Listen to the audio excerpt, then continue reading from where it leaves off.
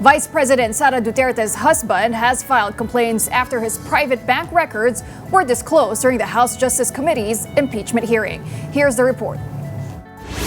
The husband of Vice President Sara Duterte, Attorney Man Scarpio, has filed complaints against several government officials, including members of the House Committee on Justice. The cases stem from the disclosure of Scarpio's private financial records during last week's clarificatory hearing. The complaints were filed before the Quezon City Prosecutor's Office and cite alleged violations of the Anti-Money Laundering Act, the Bank Secrecy Law, and the Data Privacy Act. Named as respondents are Bangko Sentral Governor Eli Remolona, Anti-Money Laundering Council Executive Director Ronel Buenaventura, and House Justice Committee Chair Jer Villaruistro. Also included are Representatives Percy Sandana, Chal Jokno, and Laila de Lima.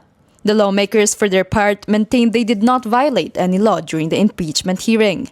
Kampante po tayo na hindi yan magpo-prosper dahil wala naman po kaming linalabag na batas. Panglihis lang ito, pandagdag lang ito sa mga kaso ng mga final na nila sa Supreme Court. Ang tawag ko sa kaso na to, MEMA. MEMA siya kasi nga nadiin na sila ng ebidensya. May masabi lang, may exemption talaga pagdating sa impeachment cases sa coverage ng Bank Secrecy Law. Ang binigay sa amin na kapangyarihan ay mismo galing sa ating konstitusyon na mag-conduct ng hearing at mismo sa rules ng House ay meron tayong power to compel production of documents and witnesses. During last week's proceedings, the AMLC disclosed that some 6.7 billion pesos in large and suspicious transactions passed through the bank accounts of Duterte and Carpio from 2006 to 2025. The amount was said to be far higher than the assets declared in Duterte's statements of assets, liabilities, and net worth, or SALN. Meanwhile, speaking to the VIG story, Carpio's legal counsel, Attorney Peter Paul Danao, said the records allegedly linked to Carpio should not have been made public, since he is not a party to the impeachment proceedings. He added that the alleged transaction must be verified, stressing that Carpio strongly denies claims that he has billions of pesos in his accounts. AMLC is not a banking institution. Okay?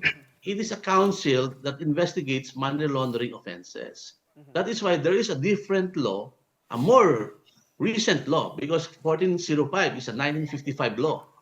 And this RA 11521, amending 9160, is a recent law in 2021.